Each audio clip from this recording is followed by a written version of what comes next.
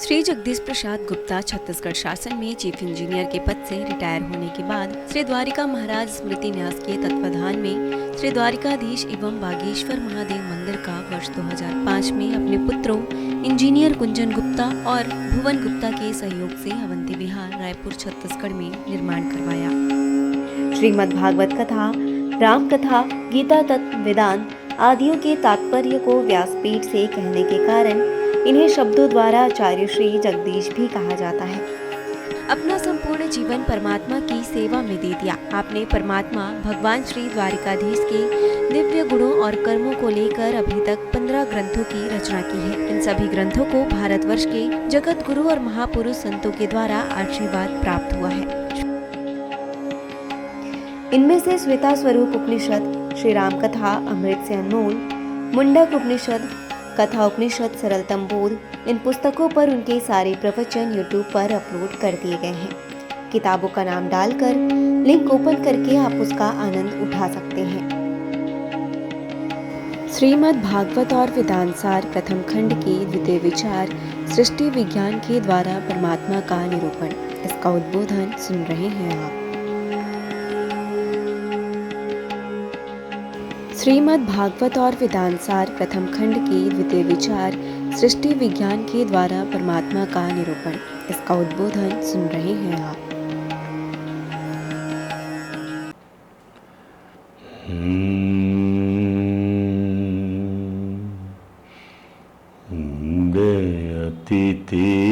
अतिथेधिकं जयति तेधिकं जन्मना व्रजः सयत इंदिरा सस्वगत दयित दृश्यताम् दीक्षुतावका त्वयि धृता सवम् त्वां विचिन्वते रूपं यत् तत् प्राहुर्व्यक्तमाद्यं ब्रह्मज्योति निर्गुणं निर्विकारं सत्तामात्रं निर्विशेषं निरीहं सत्वं साक्षात् विष्णु आध्यात्मदीपः नष्टे लोके द्विपरार्धावसाने महाभूतेषु आदिभूतं गतेषु व्यक्ति अव्यक्तं कालवेगेन याते भवानेकः शिष्यते शेषसंज्ञः शेष नारायण नारायण नारायण ओ लक्ष्मी नारायण नारायण नारायण ओ बद्री नारायण नारायण नारायण जगन्नारायण नारायण नारायण राम नारायण नारायण नारायण द्वारका नारायण नारायण नारायण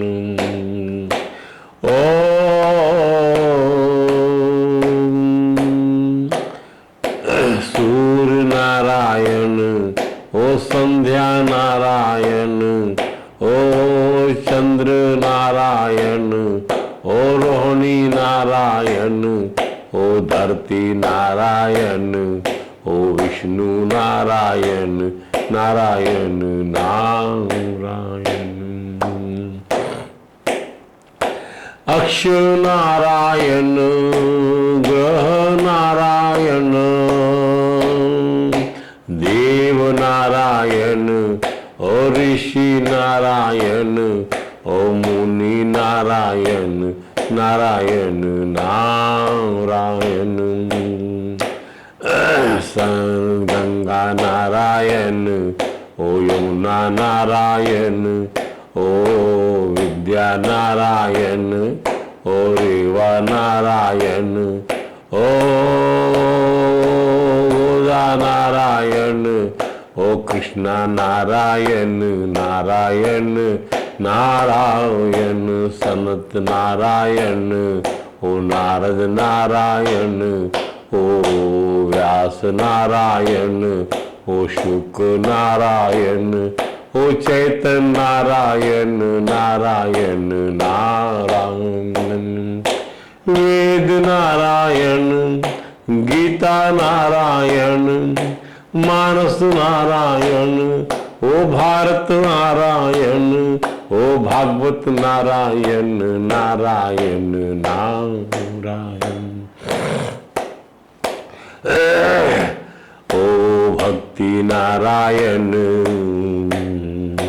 ओ भगवान नारायण, ओ गुरु नारायण, ओ पितृ नारायण, ओ माते नारायण नारायण नारायण, रात नारायण, ओ दिन नारायण, ओ पक्ष नारायण, ओ मास नारायण, ओ वर्ष नारायण नारायण नारायण, योग नारायण, ओ जप नारायण, ओ तप नारायण, ओ मख नारायण, ओ ध्यान नारायण, ओ ज्ञान नारायण नारायण नारायण, हरे राम राम राम हरे हरे, हरे कृष्ण कृष्ण कृष्ण हरे हरे।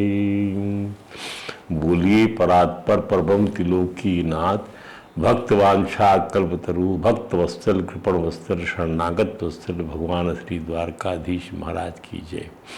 भगवान श्री बांके बिहारी लाल की जय। भगवान श्री राज बिहारी लाल की जय। भगवान श्री राधा दामोदर नाथ की जय। भगवान राधा कृष्ण सरकार की जय। श्री सद्गुरु भगवान की जय। समस्त गुरु भगवान की जय। श्री चैतन्य महाप्रभु जी महाराज की जय। देवर्षि नारद जी महाराज की जय। भगवान श्री व्यास जी महाराज की जय। परम भाव भगवान श्री सुखदेव जी महाराज की जय। जय श्री राधे, जय जय श्री श्याम। आइए श्रीमद् भागवत और वेदांत सार प्रथम खंड के हमारे इस ग्रंथ के दूसरे विचार सृष्टि का परमात्मा, सृष्टि के द्वारा परमात्मा का निरूपण, सृष्टि विज्ञान के द्वारा परमात्मा का निरूपण में हम कपिल आख्यान के अंतर्गत भगवान कपिल के और माता देवहूति के बीच में जो उपदेशात्मक जो संवाद हुआ है, भगवान कपिल ने माता देवहूति की तमाम शंकाओं का जो जवाब दिया है, उस संबंध में हम जो है जीव की जो गति होती, जो गर्भवास होता है जीव का, उसमें भी भगवान से प्रार्थना करता है, उसको ज्ञान रहता है। 10वें मास में 7वें मास से बाहर आने छटपटाता है जीव। जब बाहर आता तो उसको माया लग जाती है और उस ज्ञान को जब भूल जाता है बाहर आने के उपरांत तो रोने लग जाता है। इसी सिलसिले में हम बता रहे थे कि विशेष प्रकार के कर्म करने से जीव को विशेष शरीर प्राप्त होता है। विशेष प्रकार के कर्म करने से विभिन्न कर्म फलों के कारण कोई संपन्न परिवार में जन्म लेता है, कोई निर्धन परिवार में। दोनों एक ही स्थान में एक समय और एक वातावरण में जन्म लेते हैं। तो जो पुण्य करता है उससे समृद्ध परिवार मिलता है, जो पाप करता है उसे निर्धन परिवार में जन्म मिलता है। शरीर के परिवर्तन से कार्य क्षेत्र बदल जाता है। इसी प्रकार जब बालक का शरीर तरुण शरीर में बदल जाता है तो बालक मन के कार्य युवावस्था के कार्यकलाप में बदल जाते हैं। अब देखिए, अतः वैष्णव कवि कहते हैं कि ये जो है ये क्रिया अनंत काल तक चलती आ रही है, अनंत काल तक। अनादि कर्म फल, जिसका तात्पर्य यह है कि किसी के कर्मों तथा फलों का पता नहीं लगाया जा सकता। किसी के कर्मों तथा फलों का पता नहीं लगाया जा सकता, क्योंकि वे ब्रह्मा के जन्म से लेकर अगले कल तक चलते रहेंगे। हमने नारद मुनि जीवन में देखा कि एक कल्प में वे दासी के पुत्र थे और दूसरे में वह ऋषि हो गई। भगवान श्री नरसिंह ने यही तो कहा, भगवान नरसिंह से प्रहलाद जी ने यही तो कहा, क्या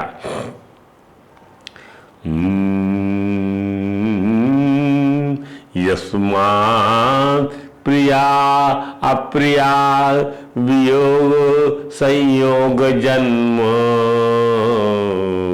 शोकाग्ना सकल योनिषु दह्यमाना। सकल योनियों में क्या देखा मैं? शोक की आग। क्या की आग? प्रिय के वियोग के शोक की आग। अप्रिय के संयोग, कोई वस्तु खराब मिल गई, अप्रिय मिल गई तो उस प्रतिकूल मिल गई तो उसके संयोग की आग। सभी योनियों में मैं झुलसता रहा। प्रहलाद जी कहते भगवान नरसिंह के, हे भगवान, हे नरसिंह, हे दीनानाथ, मैं जिस जिस योनियों में गया, यस्मात, हे अनंत, मैं जिन जिन योनियों में गया, ये बता रहे हैं वो, जैसे कि उनको पूरा अनुभव हो गया भगवान के श्री चरणों में जाने से कि मैं जिन जिन योनियों में गया। प्रहलाद जी ये नहीं कह रहे, हमारे लिए भी ये मैसेज है। हम उसको कहते नहीं पर कहना चाहिए। जैसे प्रहलाद जी जिन जिन योनियों में, हम भी तो जिन जिन योनियों में गए, तो हमने वहां क्या देखा? हमने देखा कि अनुकूल वस्तु मिलती है। अनुकूल वस्तु जब मिलती है, प्रिय वियोग, और उसका वियोग हो जाता है। प्रिय वस्तु का वियोग होता है, उसके शोक की अग्नि में जलते रहते हैं। कोई अप्रिय वस्तु मिलती है, अप्रिय वस्तु के संयोग से अप्रिय वस्तु का संयोग मिलता है हमको, भैया इससे को बात नहीं करना है, ये कहाँ से आज जी हमारे जीवन में आ गया, उस शोक की अग्नि से जलते रहते हैं। तो मैं सकल योनिषु में जलता रहा इस शोक की आग। शोकाग्ना दह्यमाना, मैं दह्यमान होता रहा हूं। और इस दुख की औषधि जो है, मैंने देखा कि दुखम अतध्याहम, दुख औषधम यद्यपि दुखम आतध्याहम, मैं दुख को हटाने की दवा वह भी दुख रूप है, दुख रूप ही है। दुख को हटाने की दवा भी दुख रूप हो गई। मन जाने कब से अपने से अतिरिक्त, आत्मा से अतिरिक्त, शाश्वत से अतिरिक्त, अमृत से अतिरिक्त मैं जो है अतिरिक्त वस्तुओं को आत्मा समझकर कि यही जो है मेरा प्रिय है, यही मेरी वस्तु है, यही मेरा अभिष्ट है, मैं इधर भटकता रहा। यस्मात् प्रिया प्रिय वियोग संयोग जन्म सकल योनिषु दह्यमाना। यस्मात् प्रिया प्रिय वियोग संयोग जन्म शोकाग्ना सकल योनिषु जन्म दह्यमाना। दुखौषधम दुखम आतध्याहम, दुख हटाने की औषधि क्या है? वह भी जो है हटाने की दवा है, वह भी दुख रूप ही है। कैसे हटाऊं दुख में इसको? कोई दुख मुझे प्राप्त हो गया तो मैं अपने अलावा सब चीज को आत्मा समझता रहा। मुझे आत्मज्ञान क्या है नहीं हो सका। मैं आत्मज्ञान के भटकता रहा कि मैं आत्मा का ज्ञान कर लूं, ब्रह्म का ज्ञान कर लूं, भगवान का ज्ञान कर लूं। तो कहते हैं भगवान जैसे ऐसा साधन आप बताइए, भूमन बदामी वदते दास योगम, जिससे मैं आपकी सेवा भक्ति प्राप्त कर सकूं। अब यही साधन भगवान कपिल ने बतलाया है कि किस प्रकार संस्कारों का भंडार है लिंग देह। लिंग देह क्या है? लिंग देह तो एक स्वभाव, एक ऐसा देह है जो इस शरीर में ठहरने वाला नहीं है। अस्य विशंसमानस्या शरीरस्थस्य देहिनाः, ये जो है लिंग शरीर जो है शरीर में बना हुआ है, देहाद विमुच्यमानस्य, ये लिंग शरीर यानी जीवात्मा के इसका ये लिंग शरीर चला जाता है तो यहाँ क्या बचता है? कुछ नहीं। कि मतलब परिश्य वेद कहता है इस स्वभाव है अस्य विशंसमानस्य, एक शरीर से दूसरे शरीर में जाने का स्वभाव यूर्ण हो जाएगा, ये चला जाएगा। तो इस शरीर के संस्कार को सूक्ष्म शरीर को लेकर जो लिंग शरीर है वो दूसरे शरीर को धारण कर लेगा, तो भंडार उसका बढ़ता चला जाएगा अनेक अनेक योनियों में, अनेक अनेक माताओं गर्भवास की वजह से। तो भंडार है ये लिंग दे परब्रह्म में लीन हो सके, ताकि जन्म मरण का चक्कर और जीवों का 84 लाख योनियों में भटकने का दुष्चक्र समाप्त हो जाए। इसके लिए भगवान कपिल ने अपनी माता जी को बताया कि जिस प्रकार जागृत व्यक्ति को स्वप्न के अनर्थों का अनुभव नहीं होता, आप जगे हो स्वप्न आएगा ही नहीं, तो उसके अनर्थ का सवाल ही पैदा नहीं होता, ठीक उसी प्रकार एवं विदित तत्वस्य प्रकृति मयि मानसम, ज्योतिष तत्व ज्ञान हो, ये तत्व जो है ये तत्व ज्ञान हो गया है कि आत्मा ही सब कुछ है, आत्मा ही सब कुछ है, उसका ज्ञान ही सब कुछ है, उसको ज्ञात हो गया है, भगवान ही सब कुछ है, हर जगह वही है, ज्ञात हो गया है। तब ये जो प्रकृति है ऐसे लोगों की जो मुझ में अपने मन को लगाए हुए है, मई मानसम जुंजतो, प्रकृति नापकूरता, उसका कुछ बिगाड़ नहीं सकती प्रकृति, क्योंकि वो प्रकृति से अप्रभावित है, गुणातीत अवस्था में चला गया है वो। एवं विदित तत्वस्य प्रकृति मयि मानसम युंजतो नापकुरुतो आत्मा रामस्य करिहि चित, यदेव अध्यात्मरताः कालेन बहुजन्मना सर्वत्र जात वैराग्य आब्रह्म भुवनात् मुनिः। जब मनुष्य यदेव अध्यात्मता अनेक जन्मों में बहुत समय तक, कालेन बहुजन्मना, अनेक जन्मों बहुजन्मना, बहुत सारे जन्मों में बहुत समय तक, कालेन, इस प्रकार आत्मचिंतन में निमग्न रहता है कि ये जो है इतना अनाथ वस्तु है, इनसे मेरा कोई संपर्क नहीं है, तब उससे ब्रह्मलोक पर सभी प्रकार के भूमों से वैराग्य हो जाता है, अर्थात सब जगह उसके परमात्मा का राग उसको हो जाता है। इन अदर वर्ड्स तदेवं आध्यात्मरताः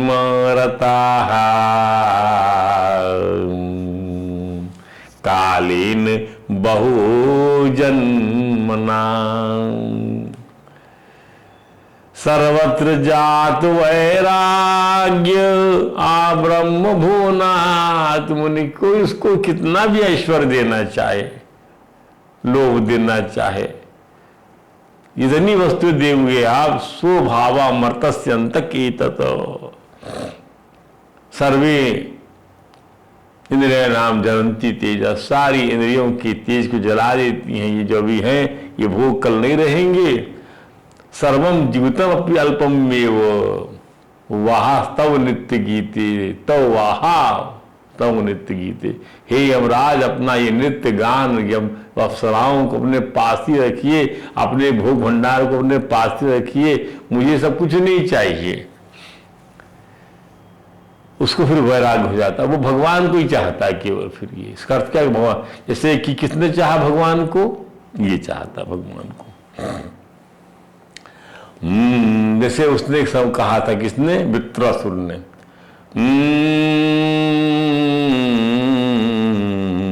ना नाक पृष्ठम ना पारमेष्टम ना सार्वभौमम ना रसाधिपत्यम ना सिद्धिम पुनर्भवम वा सामंजस्य वीरय्यत्वा कांक्षे। आपको छोड़कर ये मैं कुछ नहीं चाहता, ना मैं स्वर्ग का, ना मैं पाताल का आधिपत्य चाहता हूं, ना मैं पृथ्वी का आधिपत्य चाहता हूं, ना मैं स्वर्ग चाहता हूं। न परमा, मैं ब्रह्म का पद, ब्रह्मा का पद भी नहीं चाहता मैं। हे दीनानाथ, मैं आपको छोड़कर कुछ भी नहीं चाहता हूं। बहुत सारी बातें कहा वो। अब उसे ब्रह्मलोक तक पर सभी भोगों में वैराग्य हो जाता है। तो भगवान कपिल कहते जो मेरा भक्त है अर्थात भगवान का, उसको जो आत्मा का अपना ज्ञान होता, प्रभु और मैं दोनों एक हैं। मद भक्ता प्रतिबुद्धार्थ मद प्रसादेन भूय, है तो दोनों एक, लेकिन कृपा भगवान की तब एकता मानी जाएगी। जिससे आप जुड़ना चाहते हो उसकी कृपा चाहिए।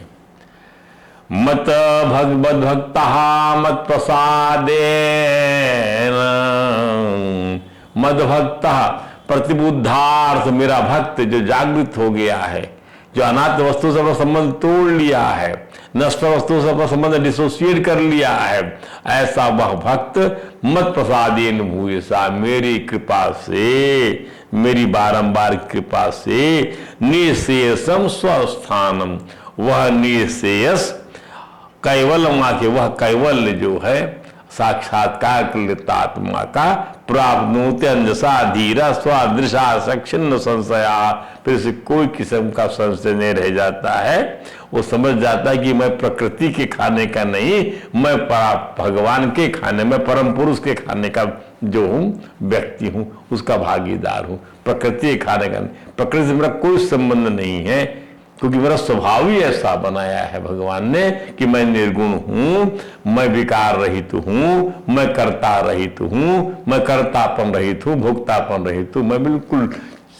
क्या नित्य मुक्त शुद्ध बुद्ध परिशुद्ध आत्म तत्व हूं मैं, जो भगवान है वही मैं हूं। ध्यान दीजिए, मैं उनका दास हूं, वो मेरे स्वामी हैं। यदि तो जहां फिर वो भगवान कहते हैं उस स्थिति में वह व्यक्ति, वह साधक, वह जिज्ञासु जाकर मेरे उस पद को प्राप्त कर लेता है जहां पर उसका ये लिंग शरीर छूट जाता है। निवर्तित योगी लिंगात विनिर्गमय, उसका लिंग शरीर, अब ये जो संस्कार का भंडार लिंग शरीर है वो समाप्त हो जाता है।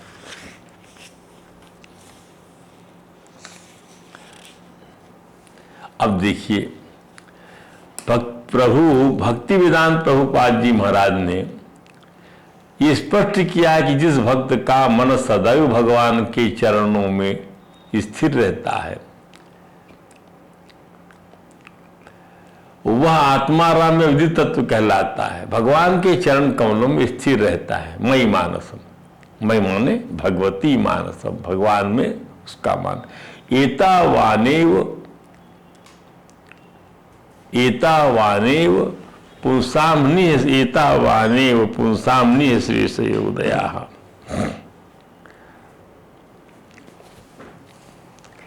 क्या तीव्रेण मयि अर्पितिया भक्त्या, तीव्रेण मयि अर्पितिया भक्त्या, तीव्रेण मयि अर्पितिया भक्त्या,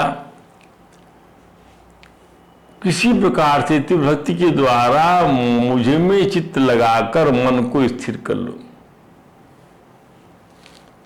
एतावानेव लोके यस्मिन् पुंसां निःश्रेषयोदयाः।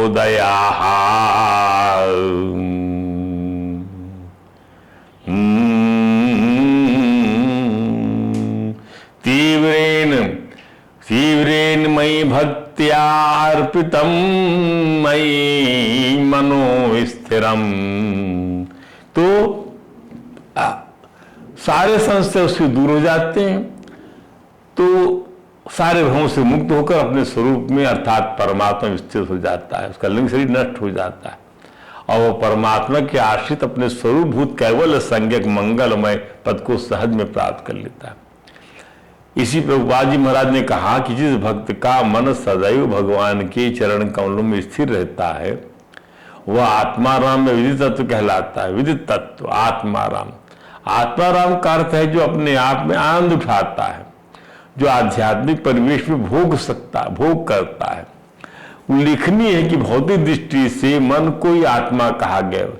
मन की जो आत्मा की भौतिक संख्या मन है, किंतु यहां आत्माराम का अर्थ है परमात्मा के प्रसंग के आध्यात्मिक कार्यकलापों में व्यस्त रहता है। जो परमात्मा ही भगवान है और व्यष्टि आत्मा जीव है।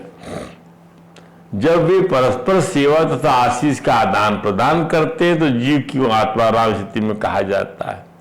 कोई व्यक्ति जो सत्य को यथारूप में जानता है वह आत्माराम स्थिति को प्राप्त कर सकता है।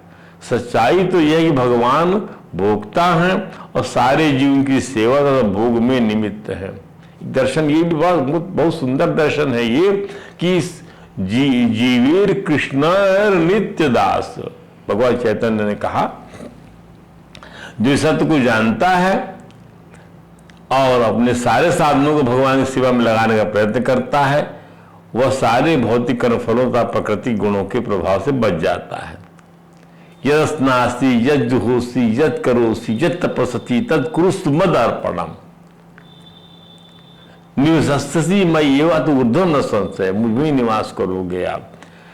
एक उदाहरण दिया भगवान प्रभुपाद जी महाराज ने कि आत्मा और स्पष्ट कर दिया आत्माराम का मतलब क्या है। एक व्यक्ति भौतिकवादी है और एक विशाल महल बनाता है। उसी तरह एक भक्त प्राणी जो भगवान श्री द्वारकाधीश का विशाल मंदिर बनवाने में लगा रहता है। एक विशाल महल बनवाता है और एक भगवान का मंदिर बनाता है। विशाल महल बनवाना भौतिकवादी है और जो भगवान का मंदिर बनाने वाला क्या भक्त है। दोनों ही इमारतों में लगने वाला सामान लकड़ी पत्थर लोहा अन्य इमारती सामान एकत्र करते हैं दोनों ही भक्त। किंतु जो व्यक्ति महल बनवाता है उसे भी तथाकथित आत्माराम कह सकते, परंतु वह महल बनाकर अपने शरीर को तुष्ट करना चाहता है। किंतु भक्त मंदिर बनवाकर परमात्मा श्री भगवान को प्रसन्न करना चाहता। भगवान श्री द्वारकाधीश की जय। दोनों ही व्यक्ति भौतिक कार्यकलापों के संसर्ग में हैं, पत्थर के लकड़ी के लोहे के संगमरमर के, तो भी भक्त मुक्त होता है और भौतिकवादी जो महल बनाने वाला बद्ध हो जाता है। इसका कारण है कि मंदिर बनवाने वाला भक्त अपने मन को भगवान में स्थिर किए हुए है, किंतु महल बनवाने वाला अभक्त इंद्रिय तृप्ति में अपने मन रमाए हुए है। कोई कार्य करते हुए इस जगत में भी यदि किसी का मन भगवान के चरण कमलों में स्थिर रहता है तो बद्ध नहीं होगा। भक्ति में काम करने वाला प्रकृति से सदैव स्वतंत्र रहता है। इसको आपको थोड़ा और विस्तार से कल समझाएंगे। आज हम यही विश्राम देते हैं। वृंदावन बिहारी लाल की जय।